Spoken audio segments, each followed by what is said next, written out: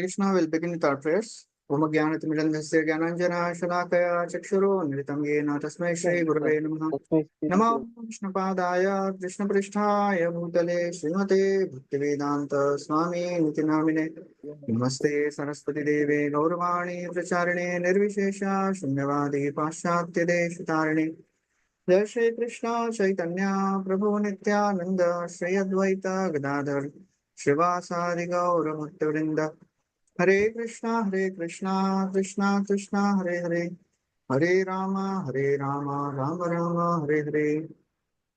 Hare Krishna, welcome everyone. We are starting our fourth canto today. So far, we have completed 3 cantos, and the last canto, we heard various discussions about Visarga. So it's an entire discussion of Sarga, Visarga. It started in the second canto. Second canto describes primary creation by Supreme Lord, Mahavishnu, and then the secondary creation by Brahmaji, Visarga. It is described in the third canto, and it continues in the fourth canto. So we'll start the fourth canto today.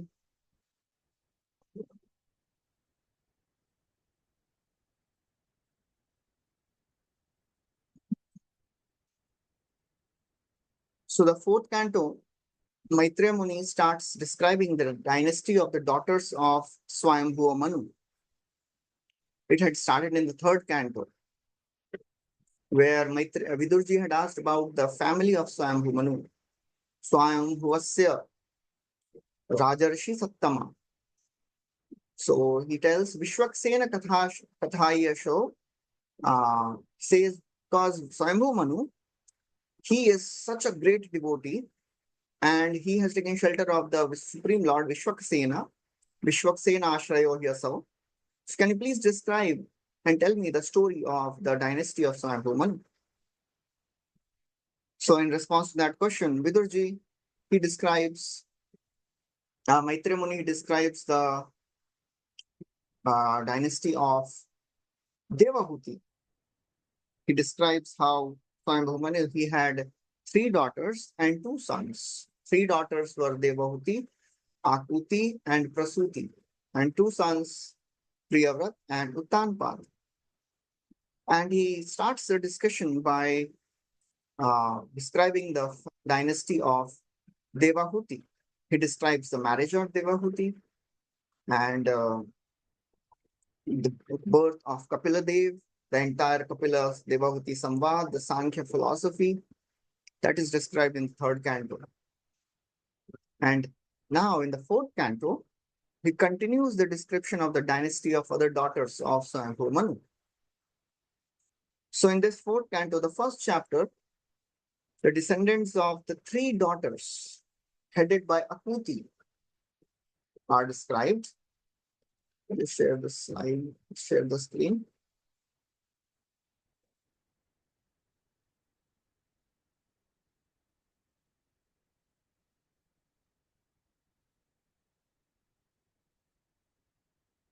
Okay.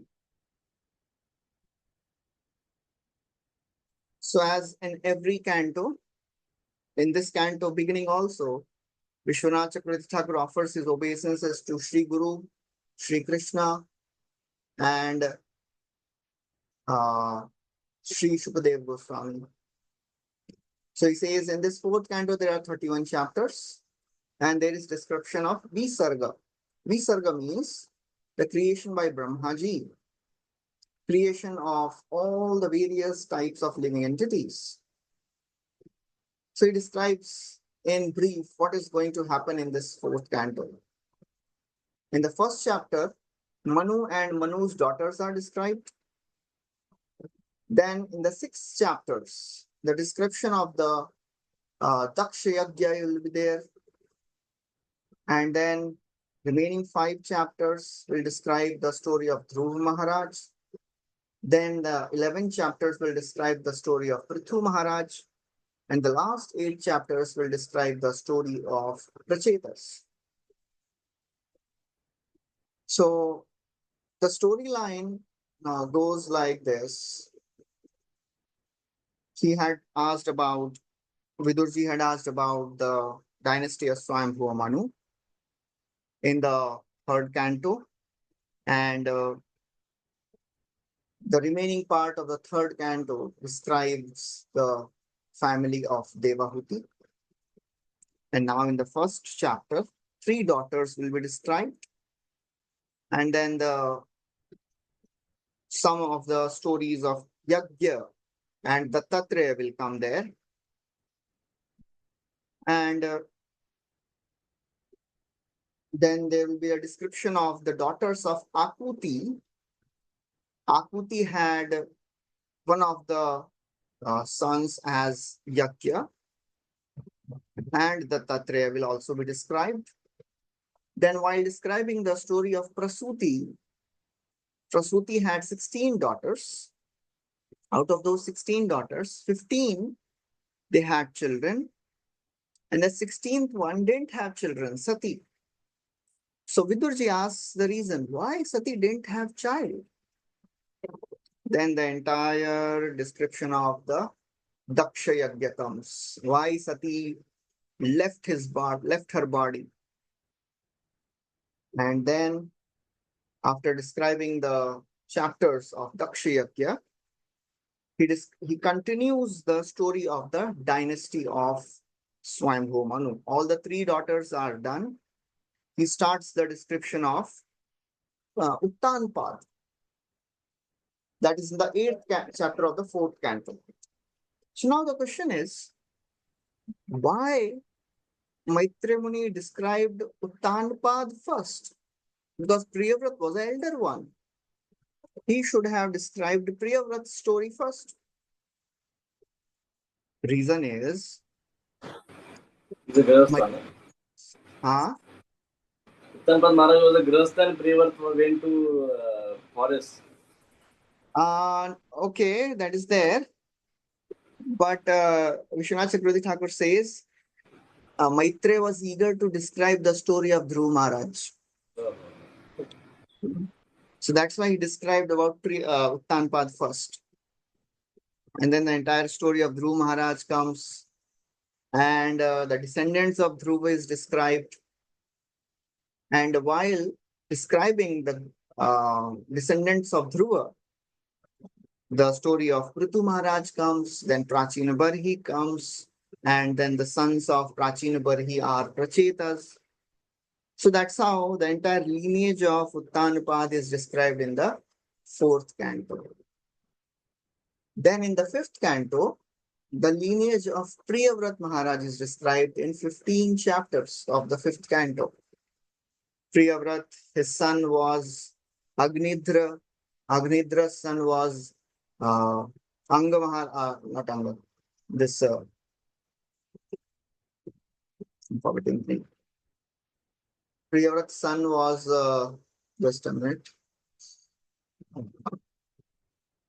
The son of Priyavrat Maharaj, Agnidra, and Agnidra's son was Maharaj. Nabhi. Yes, Nabhi. Agnidra's son was Nabhi. And Nabhi had the famous avatar of the Supreme Lord Rishabdev as his son. Then Rishabdev had 100 sons. The eldest one was Bharat Maharaj. Then the story of Bharat Maharaj comes in the 5th canto. How he gave up everything and then went to forest, and there he got attached to a deer. Then the story of Jad Bharat comes. Then Rahugan and Jad Bharat story is described. And then the discussion goes on till 15 chapters. So that's how the flow of the 4th canto and the 5th canto is. So with this preface, we'll start the first chapter of the 4th canto. That is the description of Visarga. We'll recite the verse. Maitreya Uvacha Manostu Shatarupayam Manastu Shatarupaya Asajagire Akuti Devahutisha Akuti Prasuti. Devahutishya. So I think what I'll do, I'll recite the verse and then somebody can read the translation. Yeah, somebody read the translation, please. Hare Krishna. Sri Maitreya said, Swayambhu begot three daughters in his wife Shatarupa, and their names were Akuti, Devahuti, and Prasuti. Hare Krishna. Translation. So here the word used is manotu, manostu shatarupayam. So the word tu is having some significance here. Brahma had many sons, but this Manu's name is specifically mentioned. Why? Srila Prabhupada also writes in the purport. Uh,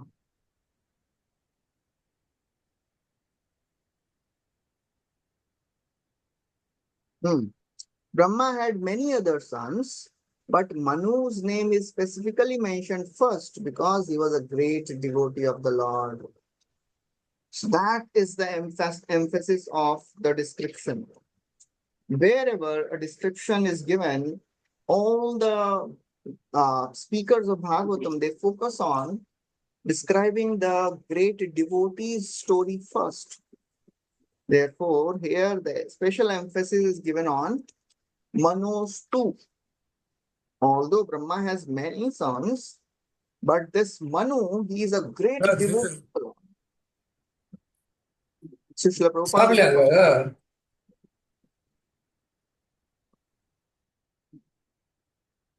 Manu Maharaj, we are talking about Manu Maharaj married to Shatarupa, just Manu Maharaj. But there, every Manvantara, there is one Manu. 14 Manvantaras or 14 Manus, na? yes, correct. So every Manu is a devotee of the Lord. This particular Manu is a devotee of the Lord. Manu is a devotee of the Lord, but here specifically the Swayambhu Manu is mentioned because the storyline is of the dynasty of Swayambhu Manu. Yes. In fact, it is described in the third canto, I think we have heard that in every Manvantara, there are 6 avatars of the Lord.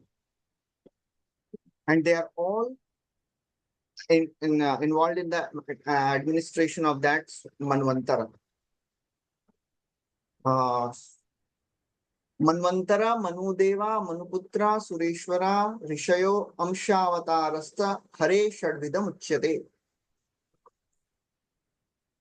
Manvantara, in every Manvantar, Manu, the predominating Manu, Manvantara, Manudeva, all the primary devatas. Manuputra, the sons of Manu, Sureshwara, Indra, Rishaya, the Saptarishis, and Amshavatar, and the Manvantara avatar. They are all avatars of the Lord. Some are direct avatars, some are Satyavesha avatars. Just like in this first Manvantara, Yajna, he is the avatar of the Lord. He is the son of Atri and Anusuya, Yajna, and sorry, not Atri and Anusuya. He's one of the sons. He becomes. Sorry. Akuti ka beta na? Akuti, yes, correct. Akuti. So he is the avatar of the Lord and he becomes the Indra.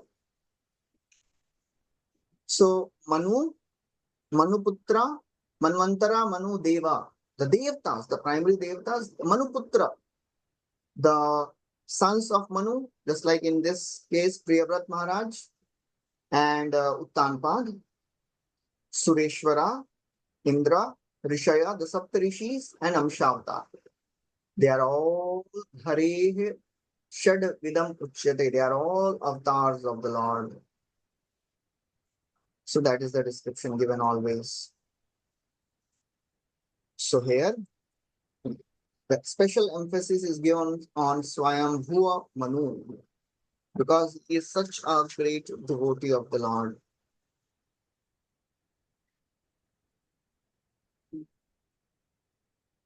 Just a minute.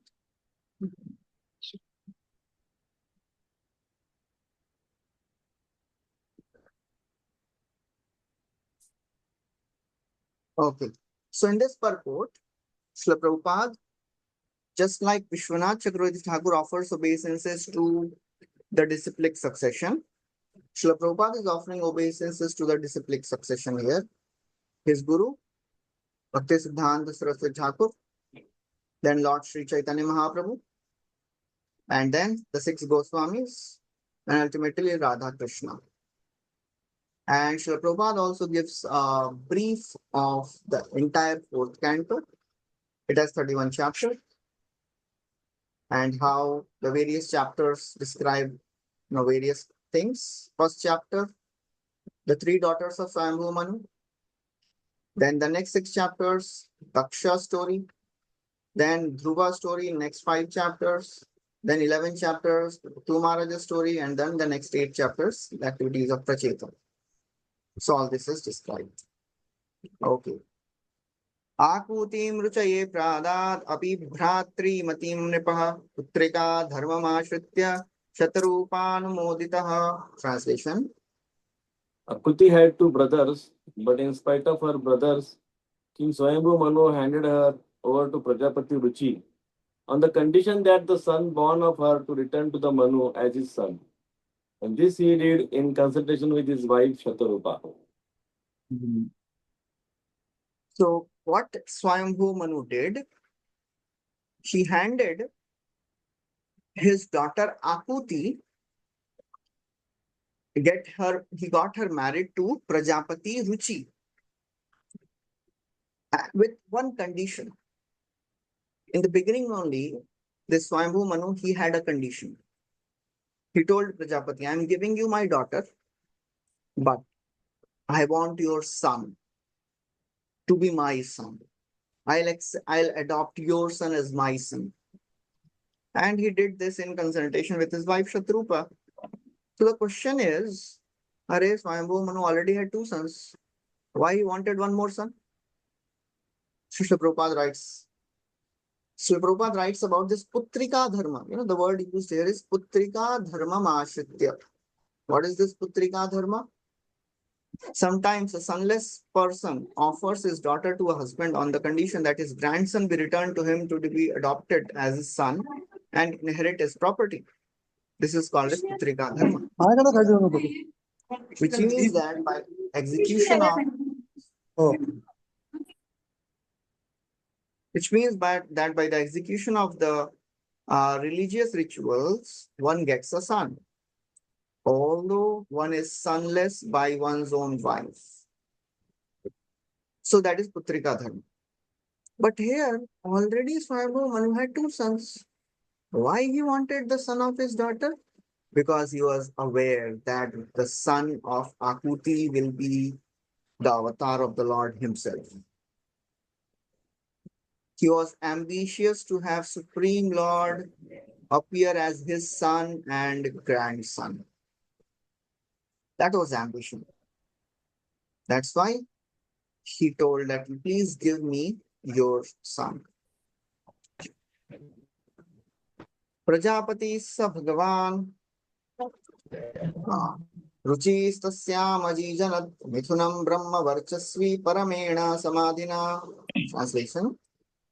Ruchi, who was very powerful in his Brahminical qualifications and was appointed one of the progenitors of the living entity, he got 1 son and 1 daughter by his wife Akuti.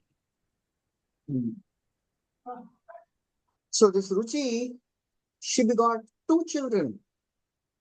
So the quality of Ruchi is described. He is Brahma Varchasvi. He was very powerful in his Brahminical qualifications. Brahma Varchasvi. And by this great strength, he was a great Brahmana. Shamodama Tapashaucham Shantirarjama Brahmacharya Mahimsa Cha Samodama Tapashaucham Shanti Arjama Evacha. So these are the qualifications of a Brahman. And Ruchi is Brahma Varchasvi. He was a great Brahmana, spiritually very powerful. So he not only begot a son, he begot a daughter also. Srila Prabhupada in the purport, he describes the various qualities of a Brahmana. Shama, Dama, Tapa, Shaucham, and Shanti, Arjavam. All these things, these are the qualities which indicate a Brahminical personality. And it is understood that Ruchi followed all the Brahminical principles rigidly. Therefore, he is called as Brahma Varchasvi. One who is born of a Brahmana father, but one who does not act as a Brahmana, he is called as Brahma Bandhu, but he is Brahma Varchasvi. So Srila Prabhupada describes how Vyasadeva he compiled this Mahabharata for people who are not very expert in Brahminical culture. But here, this Prajapati Ruchi is Brahma Varchasvi. Srila Prabhupada writes, all these three classes are less intelligent. They have no access to study of the Vedas, which are specifically meant for persons who have acquired the Brahminical qualifications. But Ruchi was mentioned specifically as the first class Brahmana. Okay, so then what he did? As promised, Akuti, he had to give his son, this Ruchi and Akuti, they have to give their son. Yastayo Purusha Sakshat Vishnur Yagya Surupatrik Yastri Sa Dakshina Bhute Amsha Bhutanapayini. Translation. Of the two children born of Vakuti, the male child was directly an incarnation of Supreme Personality of Godhead, and his name was Yagya, which is another name of Lord Vishnu. The female child was a partial incarnation of Lakshmi, the goddess of fortune, the eternal consort of Lord Vishnu. So whenever the Lord appears, he appears along with his energy. He appears along with his consort. Here, the Lord and his consort, although they are appearing from one parent, but their eternal relationship never changes. They don't become brother and sister. Just like Swayambhu Manu appeared, Swayambhu Manu and Shatrupa, they appeared from Brahmaji's body, but it is not that they are brothers and sisters. From the body of Bena, Prithu and Archi appeared. They are also the avatars. They are also the eternal, Supreme Lord and his consort. So here, similarly, Yagya and Dakshina. Dakshina is the partial incarnation of Lakshmi Devi, and Yagya is a Supreme Lord. So Srila Prabhupada writes, their eternal relationship cannot be changed. Aninne swagriham putrya putram vitatarochisham swayam bhuvo mudayukto ruchir jagraha dakshinam. Translation. Swayambhu very gladly brought home the beautiful boy named Yagya, and Ruchi, his son-in-law, kept with him the daughter Dakshina. So Swayambhu Manu, he was very glad. Why he was glad? For two reasons he was glad. First, because he got Yagya as his son, and he was thinking earlier, if he gets a son and I will take that son, so he'll become childless. So he was happy that he got two children, Yagya also and Dakshina also. So Ruchi kept with him the daughter Dakshina, and Swayambhu Manu brought this boy, beautiful boy, Yagya. And Srila Prabhupada in the purport, he describes that one of the names of Vishnu is Yagya. He is Yajushampati. He is the master of all the sacrifices. Yagya arthat karmananyatra. Prabhupada quotes this Bhagavad Gita verse. How when one serves Krishna, offers everything to Yagya, one becomes free from the sinful reaction. Otherwise, he is bound by the results of his actions. Tam ताम कामयानां भगवान उवाह यजुषाम पति तुष्टायाम तोषमापन्नो अजनयद्वादशात्मजान. Translation. The Lord of the ritualistic performance of Yajna later married Dakshina, who was anxious to have personality of Godhead as her husband. And in this wife, the was also very much pleased to beget 12 children. So Yajna, as he is a supreme lord and Dakshina is the eternal consort, they later got married. Prabhupada writes about the ideal husband and wife. They are generally called Lakshmi Narayan. They are forever husband and wife. Wife should always remain satisfied with the husband, and husband should always remain satisfied with the wife. Prabhupada quotes Chanakya. If husband and wife are always satisfied, then goddess of Lakshmi automatically, goddess of fortune automatically comes. In other words, there is no disagreement between husband and wife, then all material opulence is present and good children are born. So here, Dakshina and Yajna got married and they got 12 children. Prabhupada in the purport describes how in the modern civilization, Kali Yuga, there are no ideal husbands and wives. Nobody is following rules and regulations, so unwanted children are born. Unwanted children are not that because the family planning failed and a child was born. That is not Varna Sankara. Varna Sankara is a child who is born of contaminated consciousness. When people, they come together to just enjoy, and in that enjoyment, they produce children. The children are born of contaminated consciousness. And such contaminated consciousness children, they are called as Varna Sankara because they don't follow the rules and regulations of the Vedas. So now, this Yajna and Dakshina, they had 12 children. These 12 children, together they were called as Tushitas. And the name of 12 children are mentioned here. Tosha, Pratosha, Santosho, Bhadra, Shanti, Idaspati, Hidma, Kavir, Vibhashvahana, Sudevo, Rochano, Dvishat. Translation. The 12 boys born of Yajna and Dakshina were named Tosha, Pratosha, Santosha, Bhadra, Shanti, Idaspati, Idmaha, Kavi, Vibhu, Swaha, Sudeva, and Rochana. These are the 12 sons. And then all these together, they became the Devatas. And the predominating Devatas, Tushitanam te deva asan swayam bhuvantare marichi mishrarishayo yagya sura ganeshwaraha. Translation.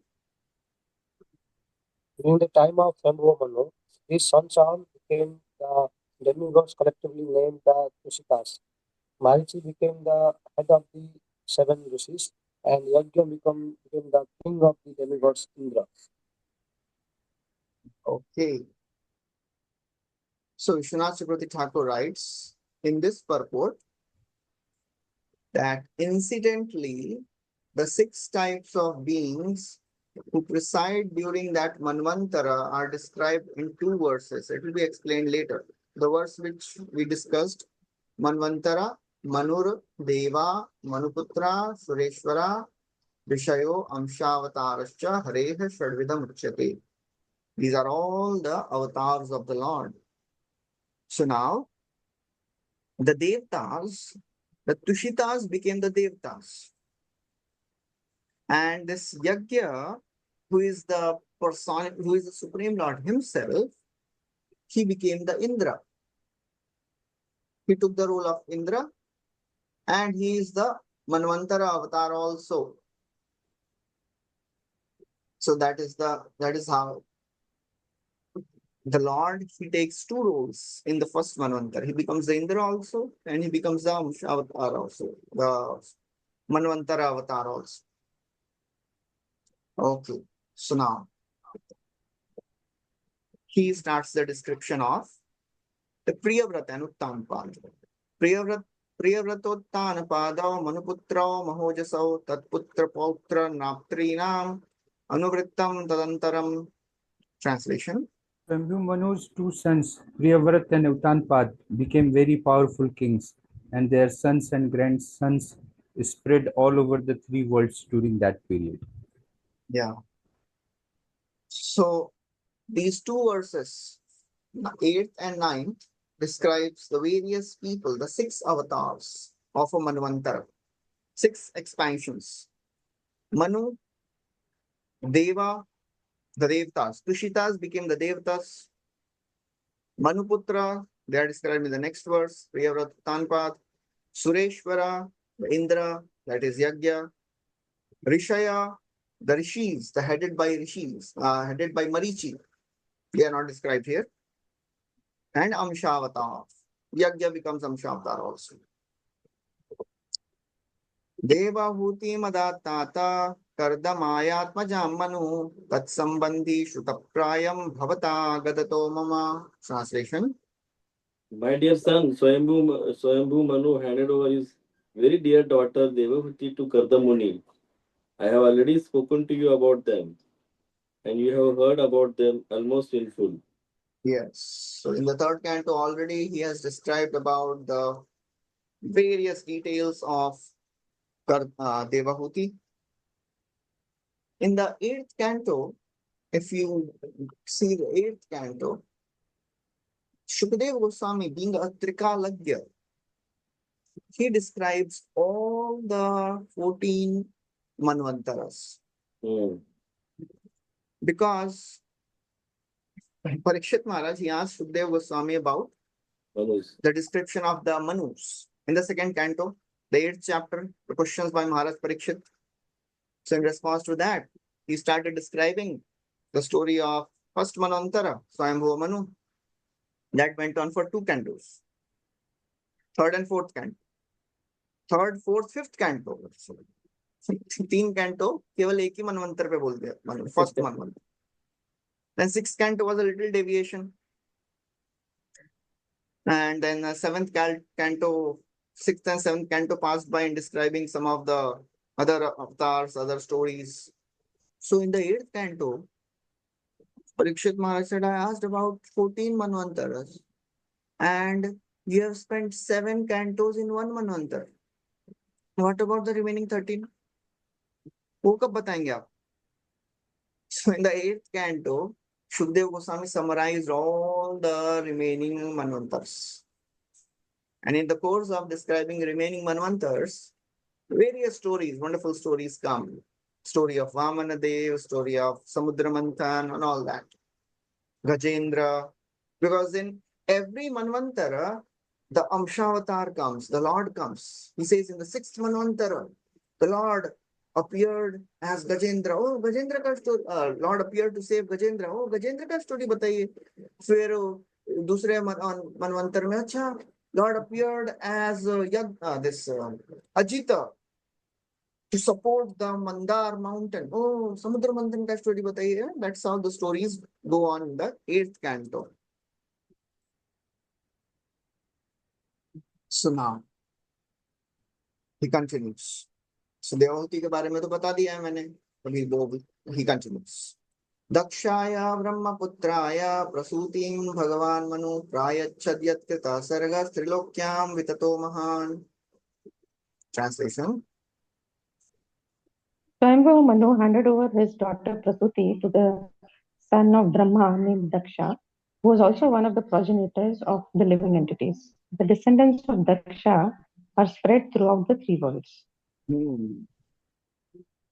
So Swayambhuva Manu, he handed over his daughter Devahuti to Kardam, Akuti to Ruchi, and Prasuti to Daksha. From Daksha, he had 16 daughters. So Prasuti had 16 daughters. 15 had children. The 16th Sati had no children. So this entire episode of Daksha and Sati, Daksha Yajna comes there. Daksha got beheaded. So now I'm going to tell you some details of what is going to happen with Daksha. So this Daksha, ultimately he got beheaded. A goat head was given ultimately, and he got so embarrassed with his goat head, he gave up his body. So this is happening in the first Manvantar. Okay. This is all happening in the first Manvantar. So now there is nobody to rule. So Swayambhu Manu was ruling for first half of this first Manvantar. Then Swayambhu Manu had two sons, Priyavrat and Uttanpad. Priyavrat became a brahmachari. He went and he was staying with Narad Muni in his ashram. So Uttanpad became the king. Then Uttanpad had his dynasty, Dhruva, and then in that dynasty, Prachina Barhi was born. Then Prachina Barhi had 9 sons, Pracheta. Prachetas ultimately got married to one lady, Marisha. And then they had Daksha. From one lady, all of them, they begot one child, Daksha. This is still happening in the first Manvantara. Second Daksha is born in first Manvantara only. Now, this Daksha, he has to qualify himself to procreate. He goes to do tapasya. He does tapasya for 5 Manvantar. He goes in the first Manvantar and he comes back in 6th Manvantar. अभी दक्षा तो गए, अभी rule कौन करेगा? Priyavrat Maharaj. Swayambhu Manu, yes. So Swayambhu Manu, he was thinking, अरे बाबा मैं कब तक रूल करूंगा? I also want to, perfect my life. अभी कोई है नहीं. उत्तानपाद का डायनेस्टी तो अभी चला गया Daksha. Again, then Swayambhu Manu goes to Priyavrat. तब जाते हैं प्रियव्रत के पास. अरे बाबा इमरजेंसी सिचुएशन है, you come back. Nobody is there to rule. I don't want to keep ruling. I also want to perfect my life. You come. Then Priyavrat, he ruled for the remaining half of the first Manvantar. Then the first Manvantar was over. Second Manvantara, one of the sons of Agni, his name is Swarochisha, he became the Manu.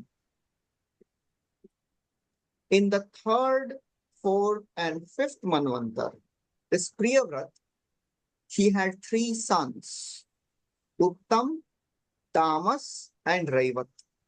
They ruled for 3rd, 4th, and 5th Manvantar. So, all these personalities, they lived throughout the day of Brahma.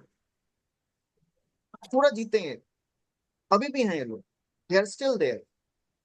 In कौन से तो वर्ष में है, इलाव्रत वर्ष या कोई तो वर्ष है इनका, यहाँ पे ये लोग अभी भी रहते हैं भूमंडल के. सो अभी ये 5 मनवंतर हो गए खत्म. अभी कौन सा मनवंतर आ गया? 6 मनवंतर आ गया. विलासिनी राधा माता जी बोल रही इतना कॉम्प्लिकेटेड है. अभी कॉम्प्लिकेशन शुरू होगा 5th कैंटो में. अभी तो आपने देखा ही नहीं है. Very easy. It's the most easiest. तो मैं तो ऐसा सैंपल दे रहा हूँ आपको. आप सैंपल में ही बोल रहे हैं कॉम्प्लिकेटेड है. ओके, हाँ अभी स्टोरी खत्म नहीं हुआ है. सो Daksha, he comes back in 6th Manvantar, and then he marries a lady called as Asikni. This Asikni gives birth to 10,000 sons. They are called as Haryashva. तो नारद मुनि आके सबको होलसेल में कॉलेज प्रीचिंग करते हैं, सबको ब्रह्मचारी बना देते हैं. फिर ये दक्षा बोलते हैं ये तो है गड़बड़ है, मेरे 10,000 पुत्रों को ब्रह्मचारी बनाया इन्होंने, कोई बात नहीं. Again he creates 1,000 more. They are called as Shavalashwa. Narad मुनि जाके बोलते हैं बच्चों, younger brother should follow the elder brother, and they were also intelligent. They also became brahmachari. And Narad Muni is so wonderful. He goes back to tell all this to Daksha. And Daksha was so angry, so angry. He again offended Narad Muni. उसके बाद दक्षा बोलते हैं यार ये नारद मुनि ना, इस बार I will not create sons only. Narad Muni is अ ब्रह्मचारी, वो गर्ल्स हॉस्टल में प्रीचिंग नहीं करेंगे जाके. He creates 60 daughters. And these 60 daughters were married to the sages, and their descendants populated the entire universe. So that is the story. Okay. So the offense of Daksha in the first, what he offended to Lord Shiva, and then he, after performing 5 Manvantara tapasya, like from the first Manu to the 6th Manu, and the second Daksha was doing tapasya, I think 4 Manvantaras. And after this 5 Manvantara tapasya, he got darshan of Lord, and again he committed mistakes, offend to Narada, because of the offense remains in the first, where he offended the Lord Shiva. Yes. So the whole performance of 5 Manvantara tapasya is gone. The Vaishnava aparad trace cannot be removed because of 5 Manvantara tapasya also, no? He didn't do tapasya to purify himself. He was doing tapasya for managerial purposes. Oh. He wanted to procreate. He wanted to populate the universe. So it depends on why we are doing certain type of austerity. And Lord Vishnu, he appeared in front of him, he glorified Daksha, and it is said that it is described in the 6th canto. This Daksha offers beautiful prayers. They are called as Hamsa Guhya prayers. Yeah. And Daksha had ecstatic symptoms on darshan of the Lord. Itna sab hone ke baad bhi, because his primary intention was not to develop loving devotional service. He was doing tapasya to get empowerment to procreate. And because he did such a grave Vaishnava aparadh in the beginning, in the first Manvantara, that's why this Vaishnava aparadh is called as Vajralep. Even if somebody does such tapasya, doesn't get purified, Pap is easy to get resolved. That is called as Dhuli Lake. But this aparadh is so very dangerous. And Daksha is a classic example of a person. How this offensive mentality doesn't go away even after 3 manvantars of tapasya. Bataiye. 3 nahi, kitna? 5 manvantar. 5. So that is the scary part. How we should be careful. Okay. So we'll continue from Daksha. So Prasuti was married to Daksha, and the descendants of Daksha are spread all over the world. Ya kardam suta prokta nava brahmarshi patnayah tasam prasuti prasavam prochyamanam nibodhume. Translation. You have already been informed about the 9 You have daughters already of... been informed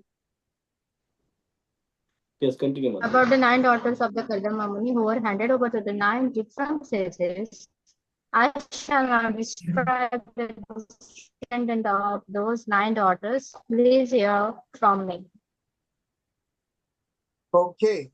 So now he is going to describe the 9 daughters of Devahuti. So in the 3rd canto, we had heard that the Muni gave 9 daughters to Devahuti. What happened to those daughters? That was not described in the 3rd canto. So that will be described in the 4th canto now. So from 10th verse to 47th verse, that is a description of genealogical line of Devahuti. And in between this description, the description of some of the other avatars will come. Dattatreya will come.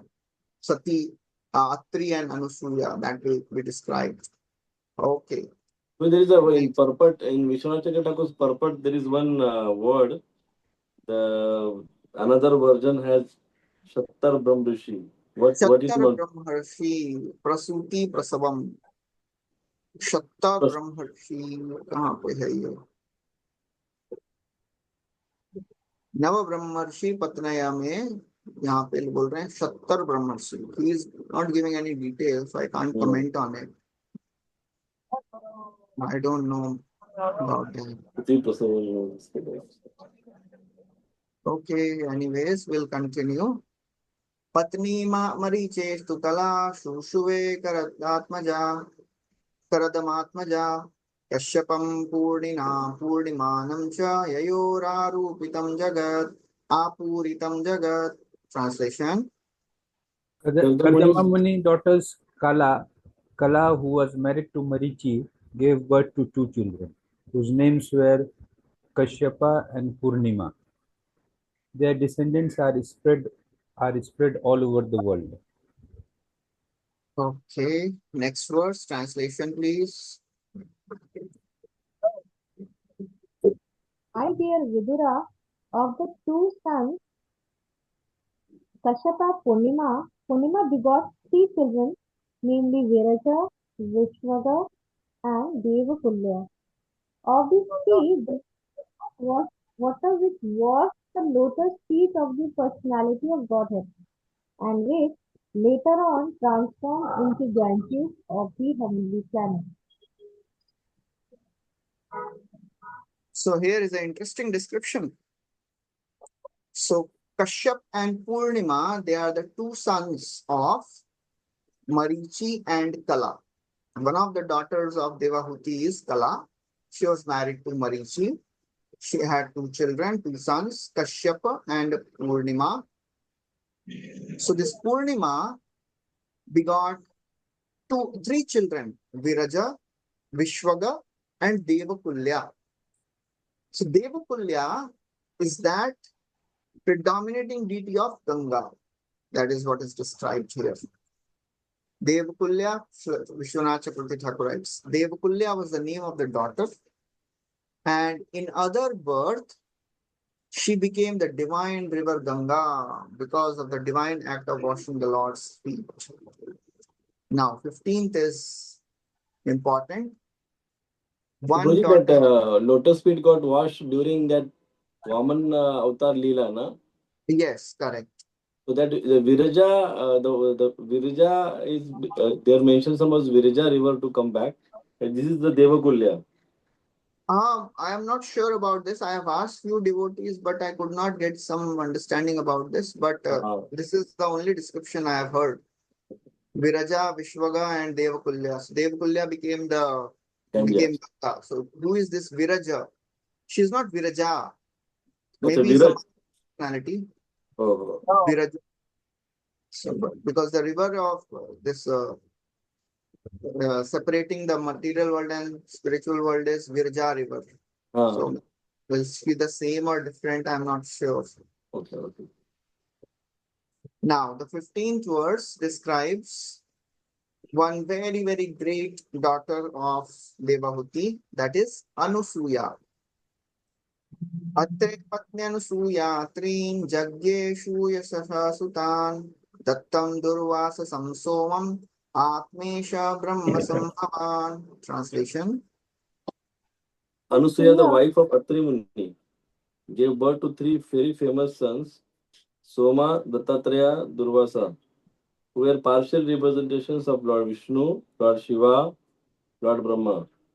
Soma was a partial representation of Lord Brahma, Dattatreya was a partial representation of Lord Vishnu, and Durvasa was a partial representation of Lord Shiva. Yes. So Anusuya was married to Atri Muni, and they begot three very famous sons, the expansions of Brahma, Vishnu, and Mahesh. So actually, Dattatreya was Vishnu Amsha itself. He was not the Jiva Tattva. And Lord Shiva, he gave his partial representation as Durvasani, and Brahma, he gave his partial representation as Somadev. So Srila Prabhupada writes, he focuses on this word Atma Esha Brahma Sambhavan. So this word Atma Esha Brahma Sambhavan, he describes. Atma means super soul or Vishnu. Isha means Lord Shiva, and Brahma means Brahmaji.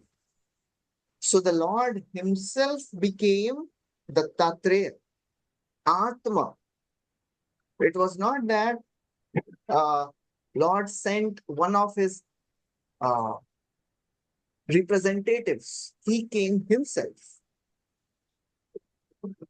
But Brahma and Shiva, they sent their representatives. That is the description there. So Atma, Prabhupada writes, Atma is not in the category of the Devatas or living entities because he is Vishnu. Therefore, he is described as Vibhinnamsha Bhutanam. So it is described in Bhagavad Gita. Prabhupada continues. In Bhagavad Gita, individual souls are described as part and parcel of the Lord. Mamaivam Sha Jivaloke. Krishna describes. Why not accept that Dattatreya was one of those parts? Lord Shiva and Brahma are also described here as parts. So why not accept all of them as ordinary individual souls? So Soma and Durvasa, they were Jiva Tattva. They were ordinary individual souls.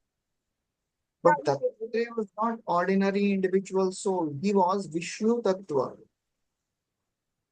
Answer is that manifestation of Vishnu and those of ordinary living entities are certainly part and parcel of the Lord, but no one is equal to him. Either Vibhinnamsha or Swamsha, they are all parts of the Lord. But Vibhinnamsha, Swamsha, they are never one. They can never be one in category.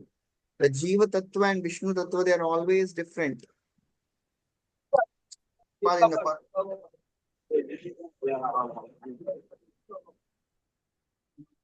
Prabhupada in the purport, he focuses on this description of Jiva Tattva and Vishnu Tattva, Swamsha and Vibhinnamsha, and the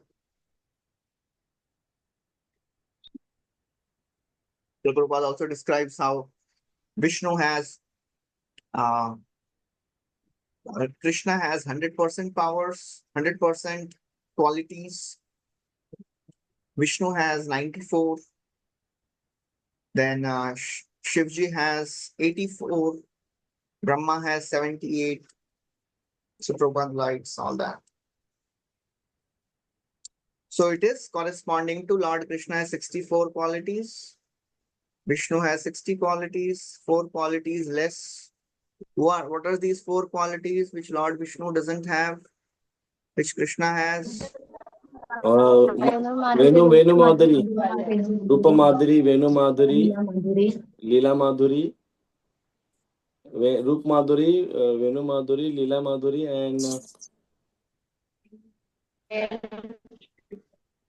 and Prema Madhuri. Prem Madhuri, yeah. So what are the 5 qualities which Lord Shiva, which Vishnu has, which Lord Shiva doesn't have? Anyone knows? Lord Shiva 55, Vishnu 60, and Krishna 64. So Vishnu ji के पास कौन से 5 हैं जो शिव जी के पास नहीं है? चैतन्य Charitamrita describes that. अविचिन्त्य महाशक्ति कोटि ब्रह्मांड विग्रह अवतारावली बीजम हतारी गतदायकः आत्मा राम गणाकर्षति अमी कृष्णे किलादयः. Vishnu has some inconceivable potency. Avichintya Mahashakti. Koti Brahmanda Vigraha, all the avatars, all the universes, they come from Vishnu, not from Shiva. Avataravali Bijam, all the avatars, they come from Vishnu, not from Shiva. Hatari Gatadayakaha, whoever is killed by Vishnu gets liberation. And Atmaram Gana Akarashati. Even the Atmaramas got attracted to Vishnu. For example, who got attracted to Vishnu? Shiva. Kumaras.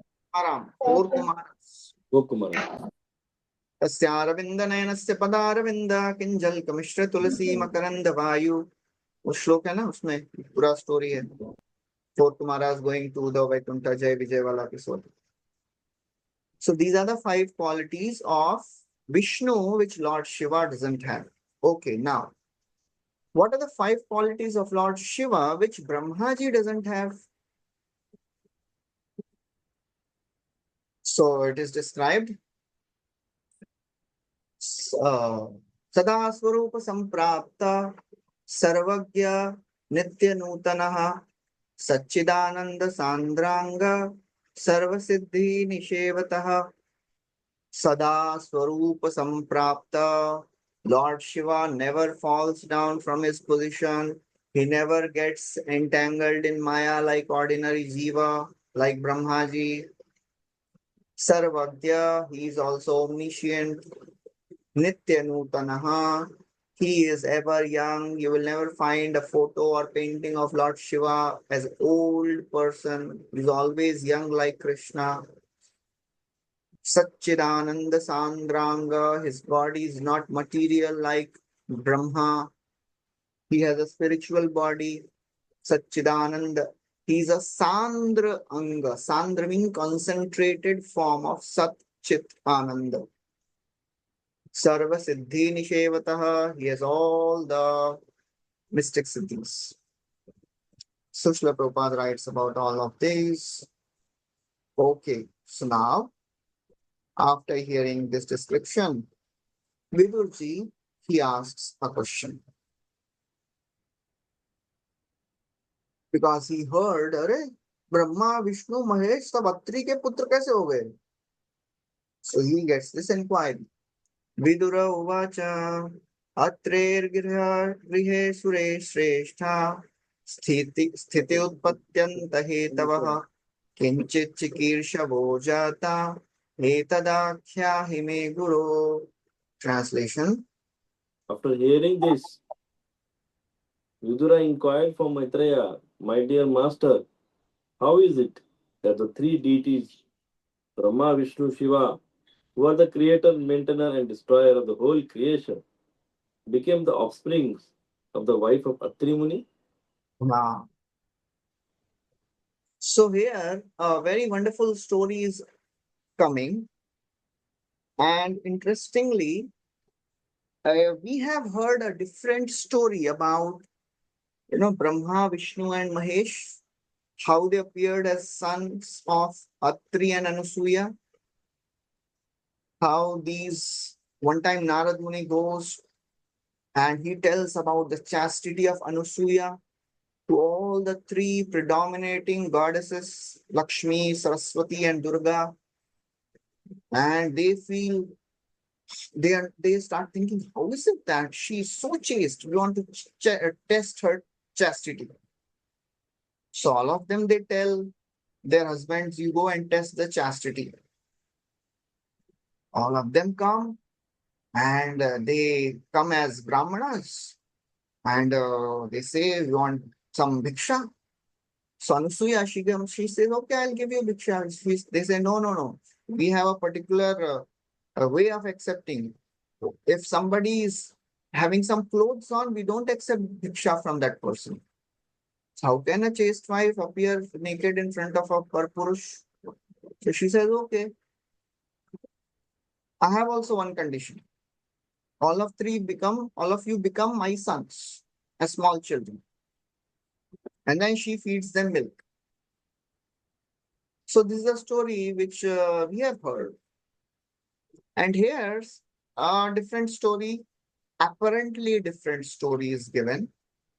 So when we hear such apparently different stories, we should not doubt the authenticity, because we don't know the actual sequence of events. What happened later, we don't know. This story, Bhagavatam story, describes how Atri did tapasya and Brahma, Vishnu, Mahesh, they appeared and they gave blessings. And then these three became the sons. How they became the sons? That may have happened. It is not described like that. So when we hear such stories which are quite different, we should accept that, we should understand that there must be something which is not described here. Anybody can tell me any other story which is different from the Bhagavatam story? Same thing, but described differently in Bhagavatam.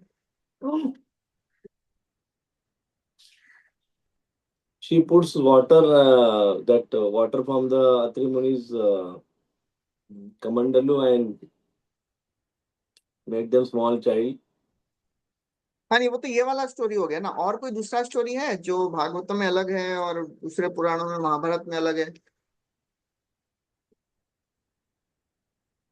अपना ये पूरा भागवतम ही उसी पे based है ना। परीक्षित का क्या story सुनते हैं हम लोग?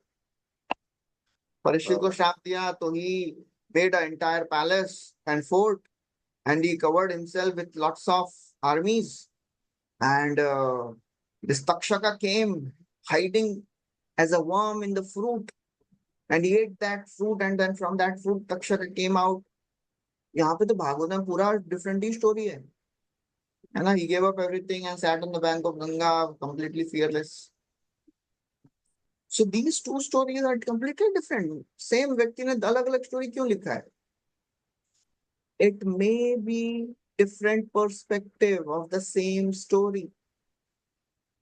It may have happened little differently after this Bhagavad story has ended. Who knows?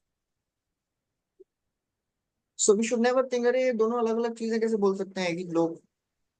Simple example I'll give. If a person goes to a temple, जैसे हमारे इस्कॉन चौपाटी राधा गोपीनाथ टेम्पल है. Temple is on the first floor, and in the down part there is a small temple of Lakshmi Narayan. Then there is a hall and kitchen. Nice sandstone carvings is there around. A new person, he comes and he doesn't know that temple is on the first floor. So वो क्या करेगा? वो नीचे पूरा दर्शन लेके लक्ष्मी नारायण का दर्शन करेगा और नीचे पूरा कार्विंग वार्विंग देखेगा और पूरा फोटो वोटो खिंचा के आएगा और बोलेगा अरे अच्छा दर्शन, अच्छा टेम्पल अच्छा था आपका.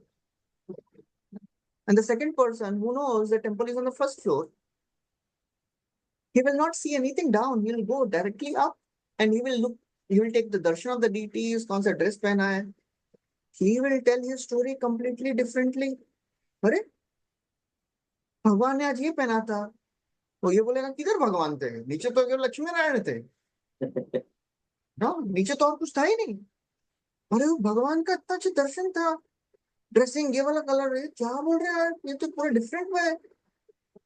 So, same place, both of them went, and they are telling a different story, and both of them are right.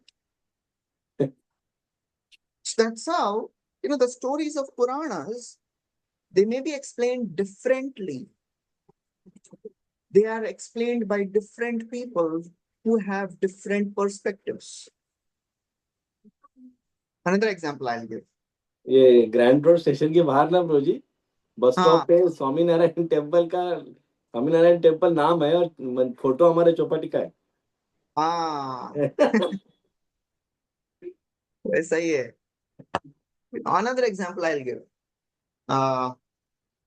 क्या देना होगा तुम्हें एग्जाम्पल? हाँ, वृत्रासुर की स्टोरी में भागवतम में अगर पढ़ेंगे Vritrasura, who is the hero of the whole story? Writrasur. You hear the same story in other Puranas. Who is the hero there? Indra. Hero, yes. और वृत्रासुर को तो पूरा राक्षस बताया है. Indra is glorified like anything. अरे क्या बड़े इंद्र हैं, इतना गुणगान हो रहा है. He is the one who killed this demon Vritrasura, who was tormenting all the devtas. और भागवतम में तो इंद्रा को ऐसा दिखाया कि जैसा ये तो एक नंबर का, इतना. So why? Same story, different perspectives. Here the perspective is devotion. In other Puranas, perspective is the power. Perspective is dharma. So now we are going to hear a story which is different from the other stories which we have heard about Atri and Anusuya. Okay, so now Vidurji asks the question. भाई ऐसा कैसे हो गए तीनों, भाई कैसे बन गए इनके पुत्र? Now Maitreya Muni starts the story. Maitreya uvacha brahmana chodita srishta atrir brahma vidambarah sapatnya yaya vriksham kuladrim tapsi sthitah. Translation. Maitreya said, when Maitreya Lord said Brahma, when Lord Brahma ordered Atri Muni to create generation after marrying Anusaya, Atri Muni and his wife to perform severe austerities in the valley of the mountain known as Raksha. Next translation, please. in that mountain valley flows a river named Nirvindhya. On the bank of the river are many Ashoka trees and other plants full of Palasha flowers, and there is always the sweet sound of water flowing from a waterfall. The husband and wife reach that beautiful place.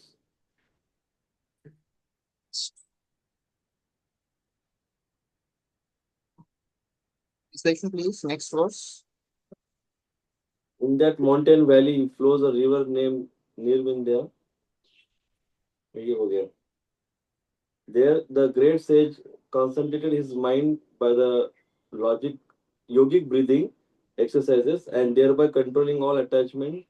He remained standing on one leg only, eating nothing but air, and stood there on one leg for 100 years. So for 100 years, he was standing on one leg. He was not an ordinary. See, बहुत बड़ा तपस्या किया वो. And now the 20th verse is very, very important.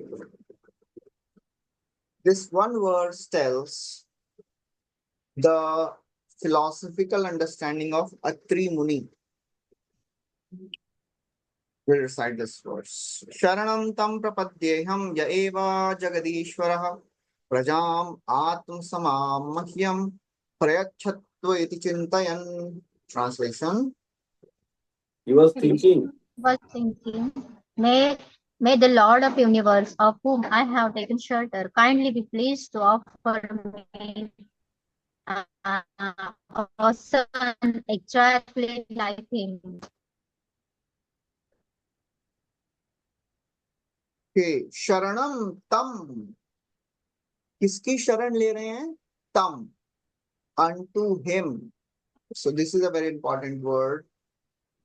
Srila Prabhupada mentions, it appears that the great sage Atri had no specific idea of the Supreme Personality.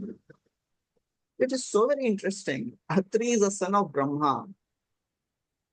And still he is not aware who is Supreme Personality of Godhead. It is very interesting. That's why, it is not that, okay, this knowledge is so very commonly available. It was not commonly available. The knowledge that Krishna is the Supreme Personality of Godhead, even Atri was not aware of it. Just because we have come to Krishna consciousness and we have understood this just on the day 2 of our Gita course, does God exist, or day 5, one gods or many gods. We think, oh, this knowledge is so very simple and easily available. इसमें क्या बड़ी बात है? अरे बाबा, अत्रि को भी मालूम नहीं है भगवान कौन है, बताइए. He is direct son of Brahma ji. So we should understand our fortune that we know this so very simply and clearly without much endeavor. That's the mercy of Srila Prabhupada. That's the mercy of our parampara.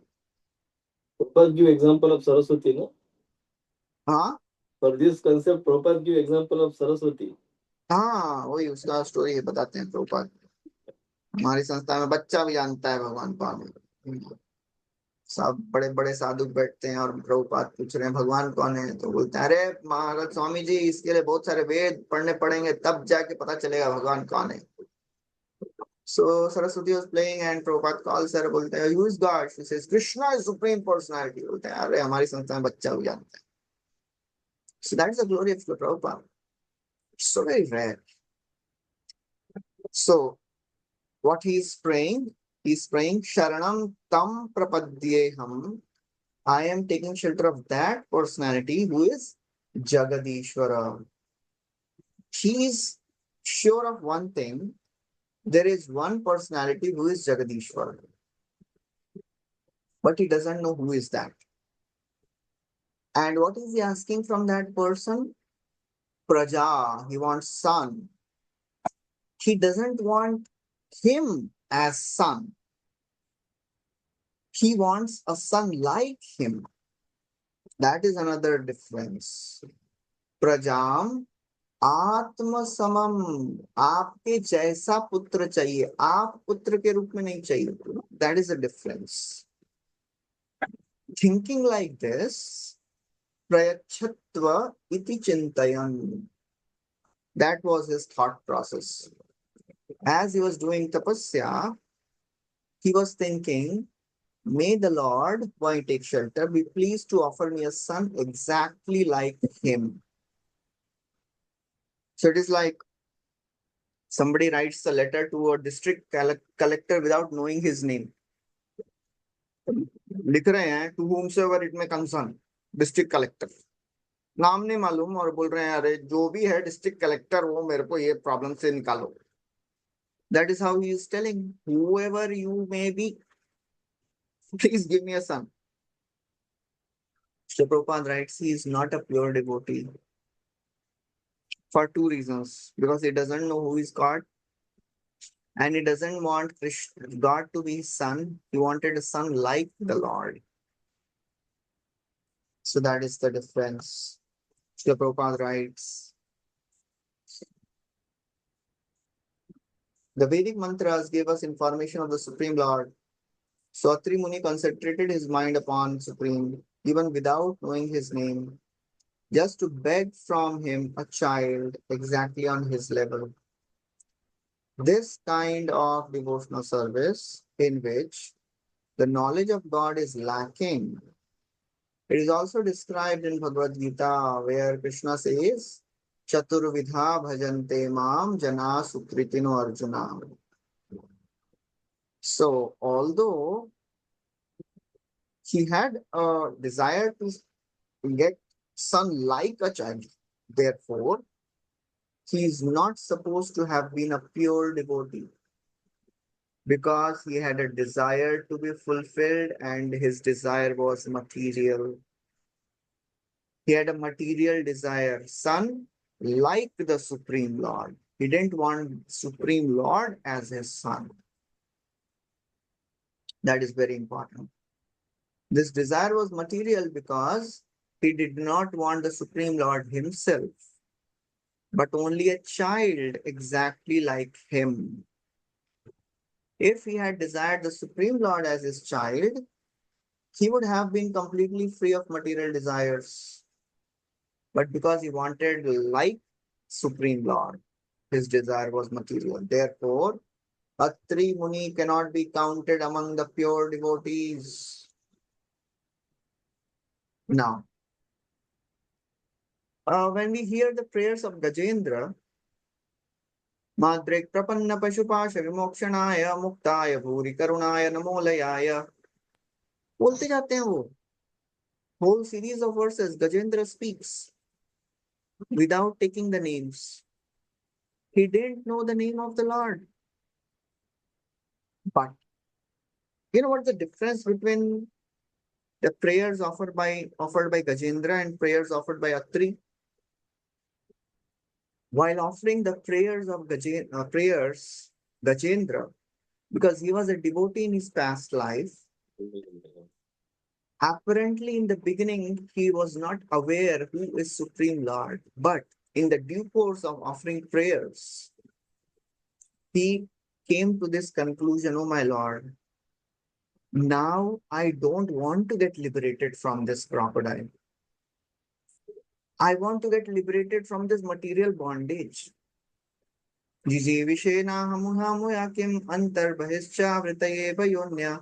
इच्छामि कालेन नयत्र विप्लव तस्यात्मलोका वर्णयस्य मोक्षम्. I don't want to get freed of this crocodile. I want to get freed of this material body itself. He developed pure consciousness. So that is the difference. A devotee who has practiced devotion, apparently he may forget who is Krishna, but in due course of practicing devotional service, automatically he will develop this realization. But because of three, apparently he didn't have association. So therefore his desire remained material. In contrast to this,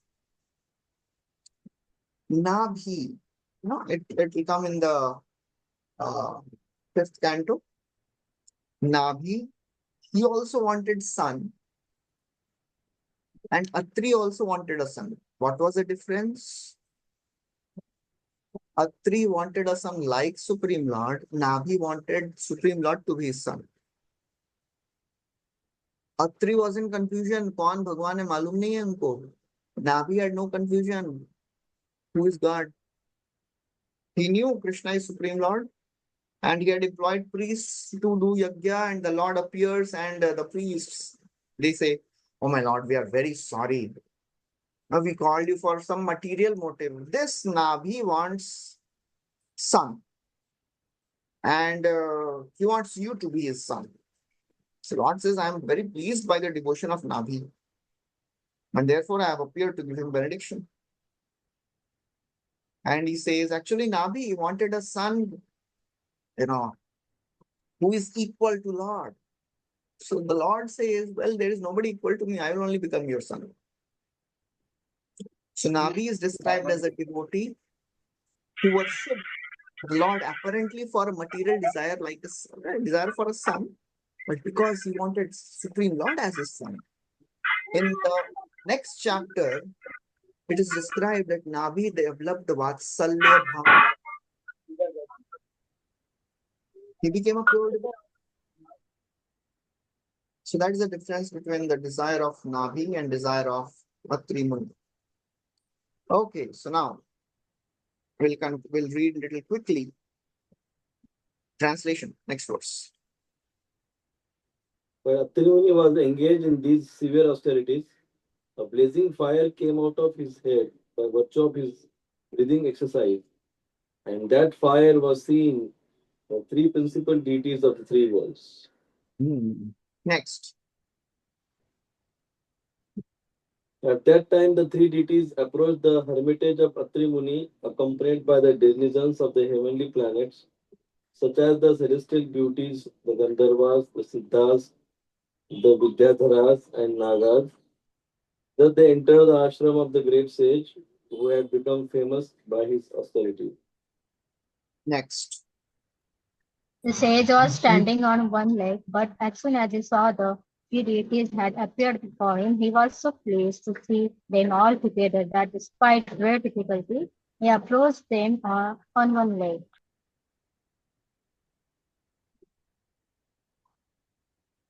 Okay, next translation, please. Therefore, he began to offer prayer to the three deities, who were seated on different chariots, a bull, a swan, and Garuda, and who held their hands a drum, Kushagrasam, and a discus. The sage offered them his respects by falling down like a stick. Hare Krishna. So now, in Atri's case, his practice was full of determination. Such intense tapasya he's doing, but he didn't neglect his material desire to have son. So therefore, when he saw the Lord, he didn't develop detachment from material desire. He continued to remember that material desire, I want son. On the other hand, Dhruv Maharaj also had a material desire. He also wanted a kingdom like greater than Brahmaji. But when he did tapasya and Lord appeared in front of him, what happened? Sthanavilashi tapasi sitoham tvam praptavan deva munindra guhyam vacham vichinvan api divya ratnam swamim kritarthosmi varam na yache. He gave up that material desire. Why such difference in the result? Because Dhruva has Guru, na Narad Muni. because Dhruv Maharaj was taking guidance from a devotee. Atri is apparently not taking guidance from a devotee. Similarly, Bharat Maharaj, when he went to do tapasya, because he was not getting association of devotees, he fell down. So that's how it's so very important to have the guidance of devotee at any level of our devotional service. So Atri, he identified. How he identified? He identified कि ये तो शिव जी हैं, ये तो ब्रह्मा है, ये विष्णु है. How did he identify? Okay, he is on a bull and he has a damru. So ये शिव जी हैं. He is on a swan and he has a kusha grass in his hand. Oh, Brahma ji. And he is on Garuda and he has a Sudarshan. Shiva is Vishnu. So what he did? He fully offered his Dandavat Pranam. Pranamya Dandavat Huma. He offered his obeisances, full Dandavat Pranam kar diya unko. You must have seen that, where it's beautiful BBT painting. I'll show you this very nice painting of the devotees on this pastime. This is the beautiful picture. As Atri Muni, he is doing tapasya. And all the three devtas, they appear in front of him. Brahma, Vishnu, Mahesh, with all the Apsaras, Vidyadharas, Nagas, sab log aa gaye hain. And very interestingly, now the next question which Atri Muni asks, that is interesting. That shows he is not aware who is God, who is supreme. And very clearly he expresses, भाई मुझे पता नहीं किसको बुलाया मैंने. Can you tell me with whom? Can you tell me whom have I called by my prayers? कृपावलोकेन हसत् वदनेनोपलम्बितान् तद्रोचषा प्रतिहते निमिल्य मुनिरक्षिणी. Translation. Atri Muni was greatly pleased to see that the three devas were gracious towards him. His eyes were dazzled by the effulgence of their bodies, and therefore he closed his eyes at the time. So they are effulgent. Swatadrutisha pratihate. It was so effulgent and dazzling that Nimilya, he could not see. He closed his eyes for some time. And then he gets up after some time and he offers obeisances and he asks a very, very simple, innocent question. And translation, please. But since his heart was already attracted by the deities, somehow or other, he gathered his senses and with folded hands and sweet words, he began to offer prayers to the predominant deities of the universe. The great sage he said, O Lord Brahma, O Lord Vishnu, and Lord Shiva, you have divided yourself into three bodies by accepting the three modes of matter nature as you do in every millennium for the creation, maintenance, and distribution of the cosmic manifestation. I offer my respectful obeisances unto all of you and beg to inquire whom you have I have called by my prayer. So very clearly he asks, भाई मैंने किसको बुलाया आप ही बता दो. He could recognize that ये ब्रह्मा है, ये शिव जी हैं, विष्णु हैं, but he didn't know who is supreme among them. So because he doesn't know who is supreme, when he's offering a prayer, he makes a technical error in the prayer. What is that technical error? He says, you have divided yourself by accepting the three modes of material nature. So Vishwanath Chakravarti Thakur also says, he describes this error. He is saying you have accepted bodies by the material guna. He is not understanding that the body of Vishnu is not made up of any modes. It is impossible for the Supreme Lord to have a body of material sattva. So that is the difference. He is not aware who is Supreme Lord. And that's why he is making a technical error in this prayer. He is telling, I offer my obeisances unto you. You have divided yourself into three bodies by accepting the three modes of material nature. Lord Vishnu, he never accepts a material body. He is Vishuddha Sattva. Sattvam Vishuddham Vasudeva Shabditam Yadiyate Yat Kumana Pavitaha. Prabhupada would quote this many, many times. Sattvam Vishuddham Vasudeva Shabditam. The Lord is Vishuddha. He is not contaminated by three modes. So he is making this error. So he's saying, by mercy, can you please destroy my doubt? Whom among you did I call by my sadhana? Because he thought only one person will come. But यहाँ तो तीन आ गए. So he is very clearly asking, भाई कौन है आप में से वो supreme आप ही बता दो. So Srila Prabhupada writes, Atri Rishi called for Jagadishwara.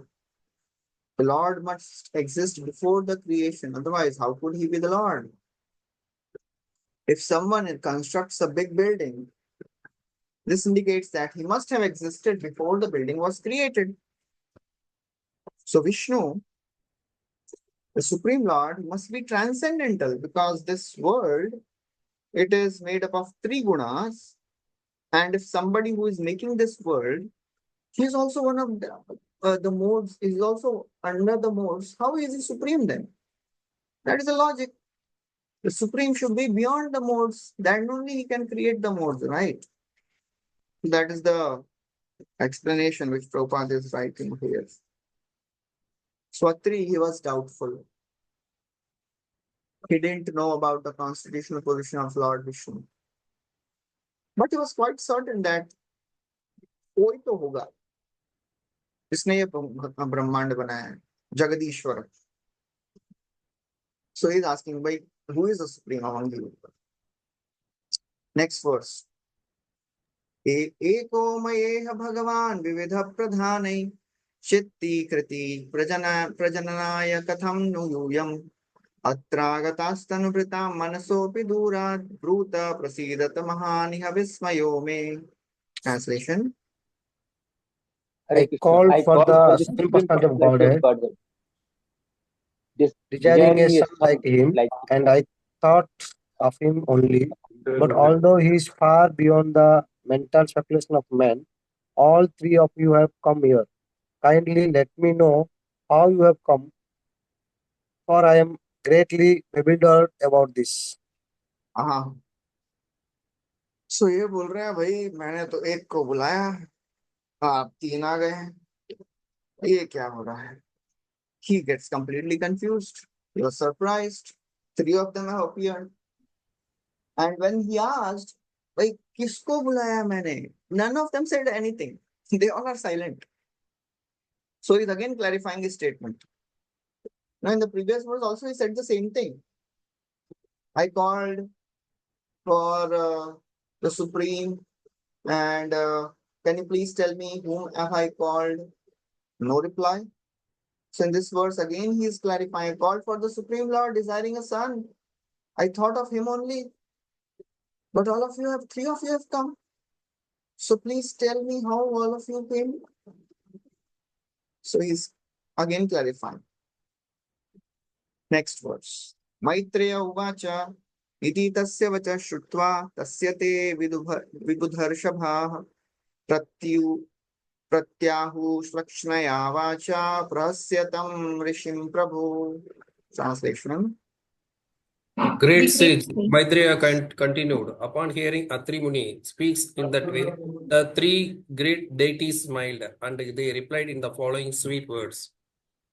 देवा उचुः यथा कृतस्ते संकल्पो भाव्यं तेनैव नान्यथा सत्संकल्पस्य ते ब्रह्मन् यद्वै ध्यायति ते व्ययम् ते The वयम्. three, Hare Krishna. The three the deities three told deities Atri told Muni. Atri Muni, Dear Brahmana, you are perfect in your determination, and therefore, as you have decided, so it will happen. It will not happen otherwise. We are all the same person upon whom you were meditating, and therefore we have all come to you. So now they are now bewildering him more. ये तीनों बोल रहे हैं we are all same, we are all supreme. So it is that's why we all have come. You call for the supreme. All of us are supreme. Whatever your determination was, yatha kritaste sankalpo, you determined to see the supreme person. All of us are supreme. Again, Srila Prabhupada writes, Atri Muni unspecifically thought of the Supreme Lord, although he had no clear idea. Mahavishnu emanates universes. Then from Garbhodakshay Vishnu, Brahmaji appears. And from Shirodakshay Vishnu, all the Paramatma appears, Paramatma expansions. So, under the order of Shirodakshay Vishnu, Lord Brahma and Shiva may also be accepted as the lords of the universe. So when they are saying we all are lords, they are right. Vishnu is the lord of the universe because he is the maintainer. Brahma is the lord of the universe because he is the creator. Shiva is the lord of the universe because he is a destroyer. So that's why they are saying we are all controllers. And they said, since you are thinking of having a son like the Supreme, your determination will be fulfilled. All of us have come, all of us will give you children. Chalo. So, Vishwanath Chakravarti Thakur writes, we are that Lord of the universe upon whom you meditated. We are the giver of the boons to you whose desires are always fulfilled. Sat Sankalpasya. The meaning is that you desired that you should have one son equal to the Lord of the universe. Having a doubt as to who was the Lord, you meditated on all three of us and then decided on one form. Now they are giving some details. Why all of them have appeared. Atri was little confused. कि भाई ये ब्रह्मा है या विष्णु है शिव जी है. He was thinking on all of them.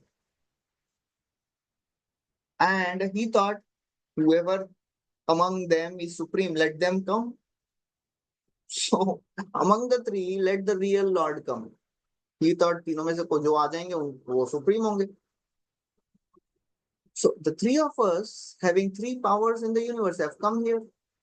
So though we are three forms, we are one. So therefore, you should not have used the word the Supreme Lord. It is similar to the utterance, O enemy of Indra, increase in power. In the fault of Toshta, Toshta wanted to create a demon who will kill Indra, but he pronounced in a little longer meter, Indra Shatru. So Indra Shatru, he wanted to create a demon who is the Shatru of Indra. But because he pronounced a little longer, he created a demon of whose enemy is Indra. That means who will be killed by Indra. So यहाँ पे ये बोल रहे हैं आपने भी वही problem किया है. You used the word Supreme Lord. So all of us are supreme. So all of us have appeared. Now it says, from such a desire and to show the strength of your sadhana, you will get a result according to your sadhana and according to your desire. आपने इतना अच्छा तपस्या किया है and you had a desire to have the sun. All of us will give you sons. अथास्मदंश भूतास्ते आत्मजालोक विश्रुता भवितारोंग भद्रम ते विसृप्यस्यन्ति च ते यशः. Hare Krishna. You will have sons who will represent a partial manifestation of our potency, and because it are all good fortune for you, those sons will glorify your reputation throughout the world.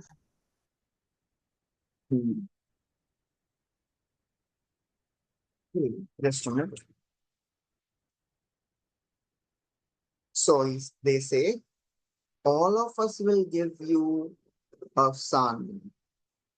You will have 3 sons. And Vishnu became Dattatreya. But other 2, they didn't become. They gave their partial representations. But Lord Vishnu actually became the son. Evam kamvaram dattva pratijagmo sureshwara sabhajitastayo samyak dampatyo mishatostataha. Translation. Thus, while the couple looked on, the 3 deities Brahma, Vishnu, and Maheshwara disappeared from that place after bestowing upon Atri Muni the benediction.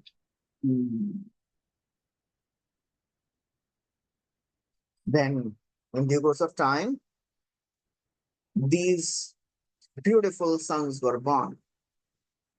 Thereafter, so here is a, some gap between the disappearance of the 3 devtas and the appearance of the sons. So the other story may have happened in between this. That may be possible. Somo bhut brahmanomshena datto vishnustu yogavit durvasa shankarasyaamsho nibodhangirasa praja. Translation. Therefore, from the partial representation of Brahma, the moon god was born of them. From the partial representation of Vishnu, the great mystic Dattatreya was born. And from the partial representation of Shankara, Lord Shiva, Durvasa was born. Now you may hear from me of the many sons of Angira. Okay. So, so far Maitreya Muni has described about few daughters of Devahuti. He described about Anusuya. Before that, he described about this उसके पहले एक और कौन इनके बारे में बता दिए हैं अभी तक. हाँ, he described about Kala. Kala was married to Marichi. And only 2 daughters are described so far. Kala, she was married to Marichi. They had 2 children, Kashyapa and Purnima. Purnima got 2 sons, Viraja and Vishwaga, and a daughter, Devakulya. And then Anusuya and Atri. Now the 3rd daughter is Shraddha. So Shraddha was married to another great sage, Angira. Translation, please. Angira's wife Shraddha gave birth to 4 daughters named Shinivali, Rakka, and Anumati. Next. Besides these 4 Besides these daughters, 4 daughters, she also had another 2 sons. One of them was known as Uthaya, and the other was the learned scholar Brihaspati. Now, interestingly, you will see many famous personalities taking birth here. Brihaspati is son of Shraddha and Angira, the famous Brihaspati, the teacher of the Devtas, Brahma, the Devtas Guru. Utathya is also a very famous sage mentioned in Vedas many times. Now, the next is a very interesting one. Translation, please.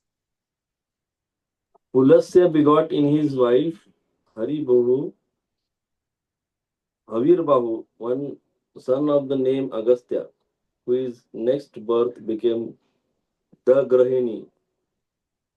Besides him, Pulasya begot another very great and saintly son, whose name was Vishwarava.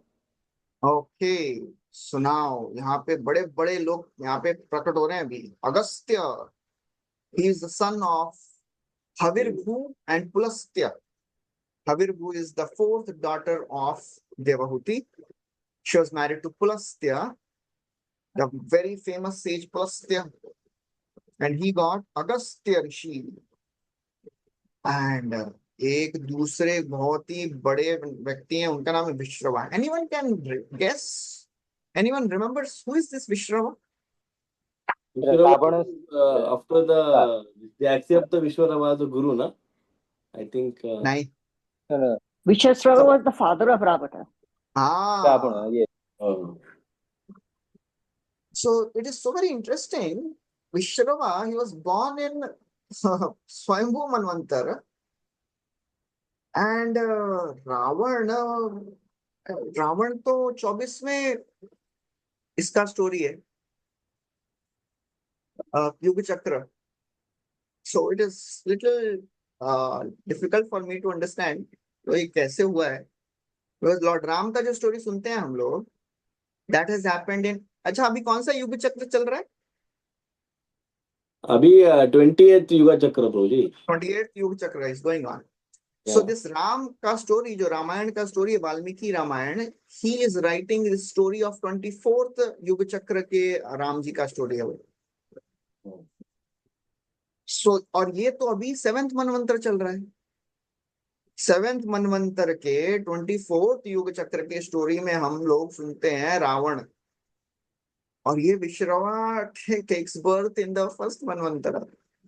तो अभी after so many manvantars, maybe he has given birth. Maybe I'm not different. sure. Maybe I'm different not kalpa. sure. Another different kalpa का story. नहीं होगा तो different kalpa. Kalpa bhed. And it's because the description is exactly same. I will read the next verse translation.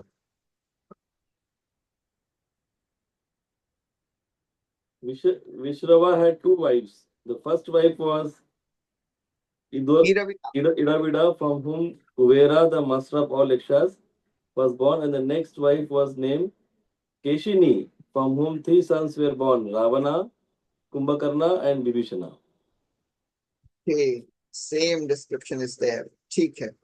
Okay, so the fifth daughter was Gati. तो पहला हो गई कला. कला ने विवाह किया मरीचि से. Got two sons, Purnima and Kashyap. Anusuya married Atri, Dattatreya, Som, and Durvasa. Shraddha married Angira and got 4 daughters and 2 sons, Brihaspati and Utathya. Then Havirbhu married Pulastya, and उनके फिर sons में आ गए विश्रवा, आ गए अगस्त्य, आ गए, and all that. Now the fifth daughter is Gati. She married Pulaha and she got 3 sons. Translation. Gati, the wife of Pulaha, gave birth to 3 sons named Karma Shrestha, Variya, and Sahishnu, and all of them were great sages. Now the sixth daughter was Kratu. Sixth daughter was Kriya. So Kriya was married to Kratu, and she gave birth to very great famous sages, Valkilya. Translation, please. Kratu's wife Kriya gave birth to 60,000 great sages named Valkalyas.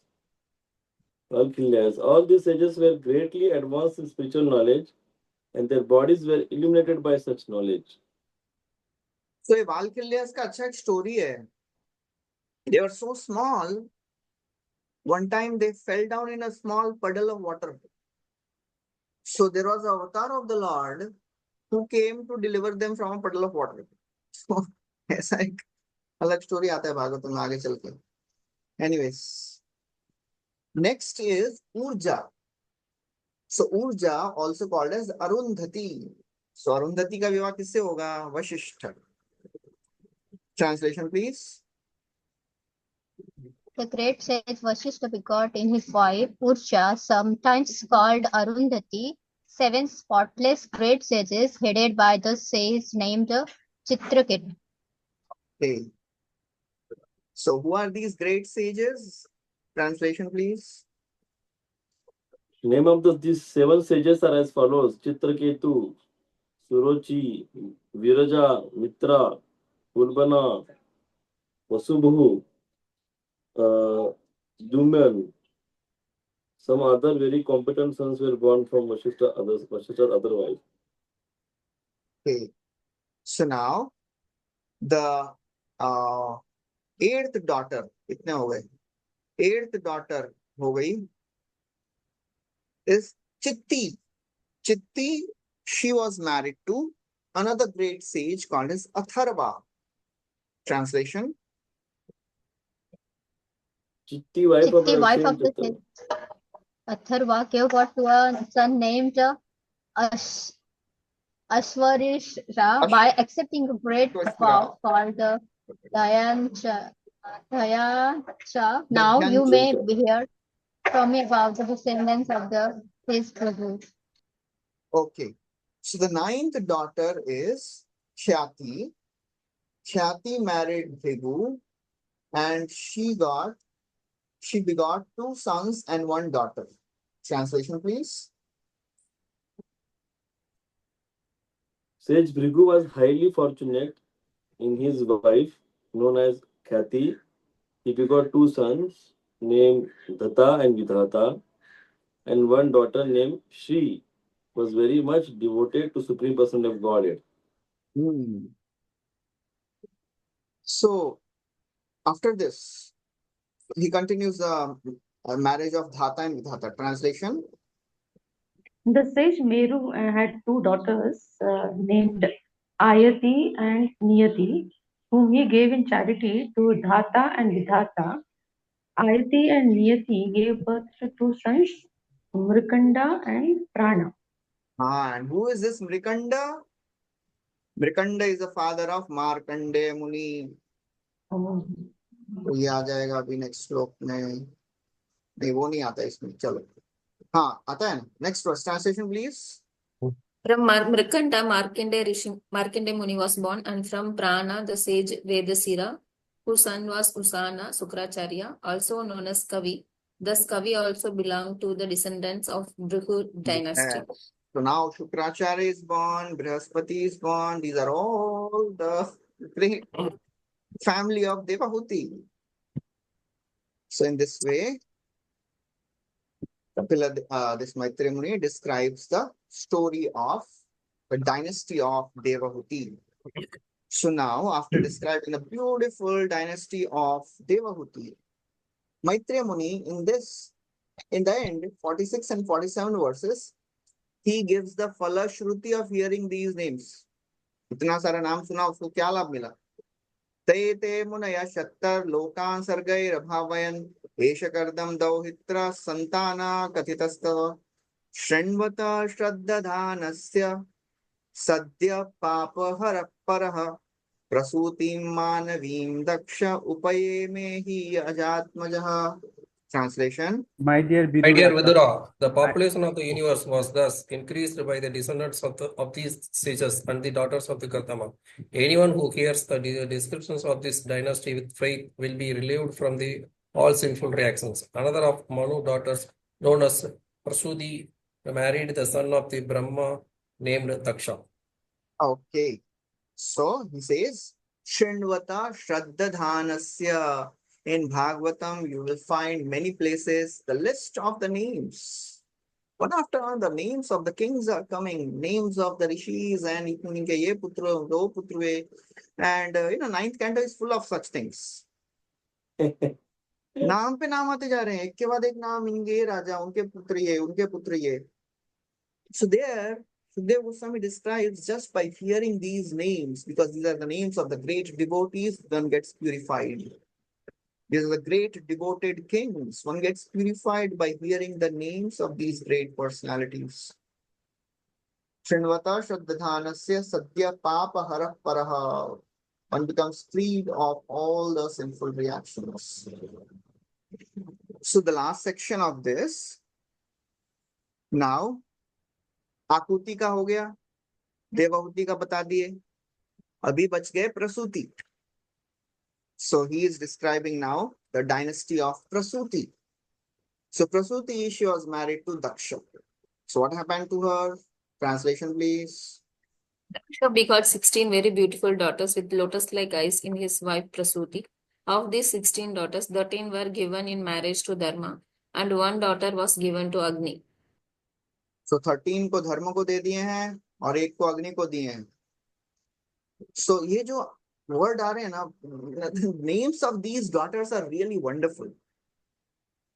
So these are not just names of people, these are the qualities personified who appeared as the daughters of Prasuti. So Dharma, he is personification of Dharma. And when a Dharma marries to somebody, then who takes birth? That is also very interesting. So please read the translation. One of the remaining 2 daughters was given in charity to the Pitraloka, where she resides very amicably, and the other was given to Lord Shiva, who is the deliverer of sinful persons from material entanglement. The names of 13 daughters of Daksha who were given to Dharma are Shraddha, Maitri, Daya, Shanti, Tushti, Pushti, Priya, Unnati, Buddhi, Medha, Titiksha, Free, and Murti. Okay, now, just a minute. अभी देखिए, ये धर्म का विवाह ये 13 स्त्रियों से हुआ है. So these are not just ladies, these are qualities personified. So when Dharma marries to Shraddha, what takes birth?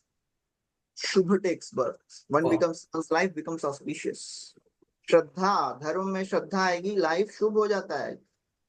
And when Dharma marries to Maitri, Prasad, one gets kripa.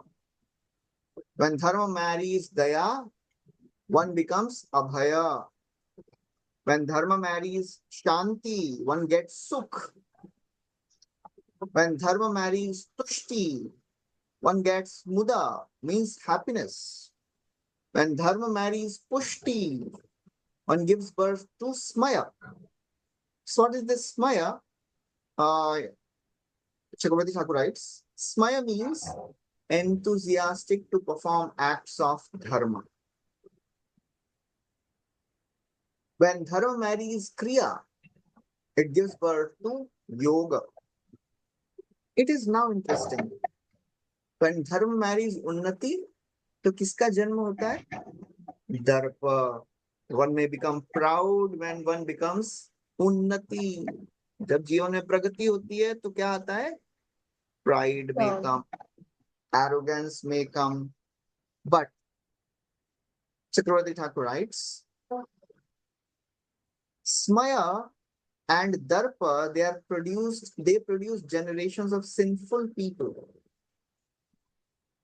But when ideally Dharma marries Unnati, what is Darpa?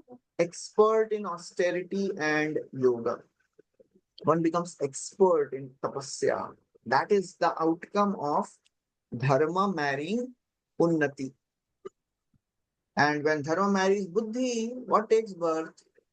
Artha comes. One gets wealth. Buddhi लगाएंगे, धर्म के साथ तो अर्थ आएगा. And when Dharma marries Medha, one becomes good in memory. When Dharma marries Titiksha, Titiksha means tolerance. What takes birth? One takes, the Shema takes birth. Shema means the desire to do welfare of others. When we tolerate the faults of others, the dharmic people, they tolerate the faults of other people and they want to do welfare. And when dharma marries re, it gives prashraya. So prashraya, I'm not sure about this.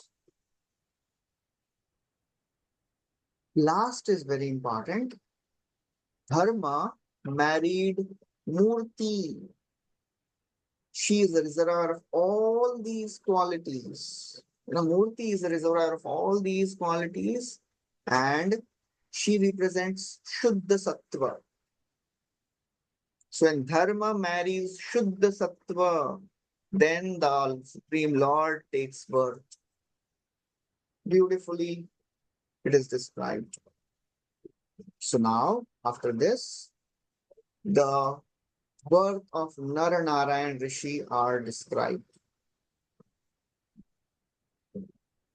Okay, next verse, translation please. On the occasion of appearance of Narnarayan, the entire world was full of joy. Everyone's mind became tranquil, and thus, in all directions, the air, the rivers, and the mountains become pleasant. Next. In the heavenly planets, bands began to play, and they showered flowers from the sky. Pacified sages chanted beautiful prayers. The denizens of heaven, known as Gandharvas, Kinnaras, and the beautiful damsels of heavenly planets danced. And in this way, at the time of appearance of Naranarayana, all signs of good fortune were visible. Just at that time, great demigod like Brahma also offered their respectful prayers. So all these devatas, they come in front along with Brahmaji and they start offering beautiful prayers. There are two prayers only which are mentioned here. Deva uchuhu yo maya ya virachitam nijaya atmanidam he rupa bhedam ivatat pratichakshanaya etena dharma sadane Sri Murti Nadya pradushchakara purushaya namak parasmai. Translation. The demigod said, let us offer our respectful obeisances unto the transcendental personality of the Godhead, who created us external energy of this cosmic manifestation, which is situated in him as the air and clouds are situated in the space, and who has now appeared in the form of the Naranarayana Rishi in the house of Dharma. Okay. So yo mayaya virachitam, you have created by your external energy this entire cosmic manifestation. And this cosmic manifestation is Ke Rupa Bhedam. It is situated in him only. Everything is coming from the Supreme and he is situated in the Supreme only. As Krishna says in Bhagavad Gita, Matsthani sarvabhutani nachaham teshavastitaha. Everything is situated in me only. Just like all the clouds and the air are situated in space. He Rupa Bhedam. Similarly, you have appeared in your form as Naranarayan Rishi in the house of Dharma. Etena Dharma Sadane Sri Murti Nadya Pradushchakara Purushaya Namah Parasmai. We offer our obeisances unto you.